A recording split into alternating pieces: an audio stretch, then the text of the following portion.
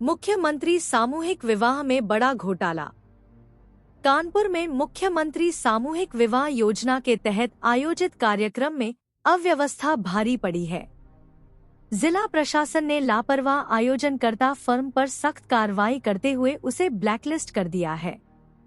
अगले 5 साल तक यह फर्म किसी भी सरकारी काम में हिस्सा नहीं ले सकेगी।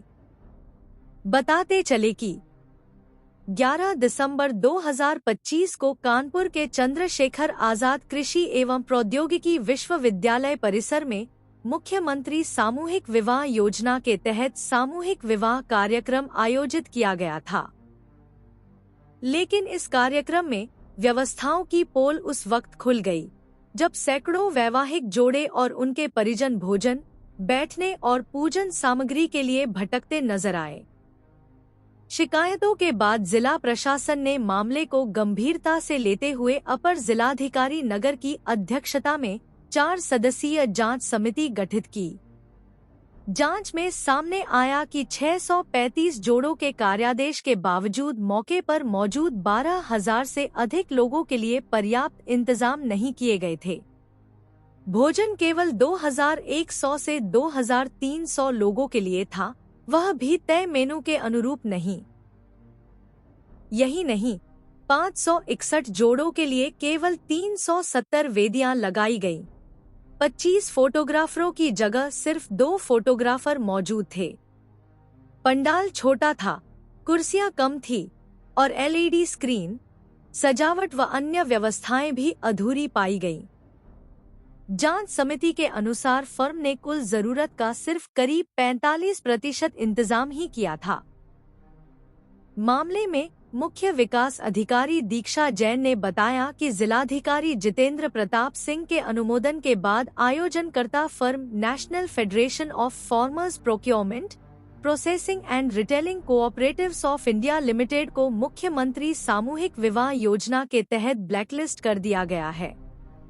फर्म पर आगामी 5 वर्षों तक किसी भी सरकारी विभाग में काम करने पर रोक लगा दी गई है। प्रशासन ने आयोजन से जुड़े सभी बिलों के भुगतान पर रोक लगा दी है। कमियों के सापेक्ष कटौती के बाद ही भुगतान किया जाएगा।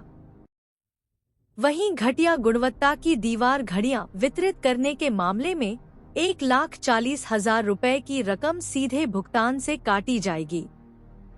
साथ ही निविदा शर्तों के उल्लंघन पर सुरक्षा राशि और ईपीबीजी जब्त करने की कार्रवाई भी की जा रही है।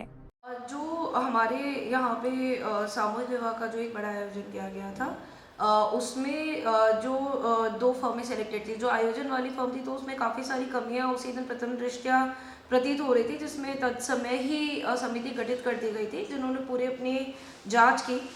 उसके बाद फर्म को भी अपना पक्ष रखने का मौका दिया गया। उनका पक्ष रखने के बाद में और समिति के मंतव्य के परीक्षण उपरांत और जिलाधिकारी महोदय के अनुमोदन के क्रम में इसमें फाइनली कार्रवाई की गई है।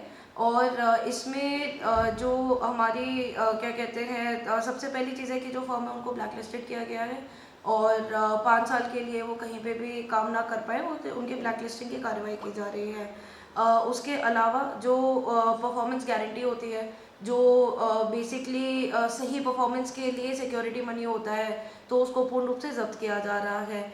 अभी तक फर्म को कोई भी ना तो भुगतान किया गया है और जो अब वो इसके बाद बिल्स प्रोड्यूस करेंगे और जो हमारी समिति के टेक्निकल और फाइनेंशियल परीक्षण के बाद उनको केवल उतना ही पेमेंट किया जाएगा जितना उनके मौके पर व्यवस्था पाई गई।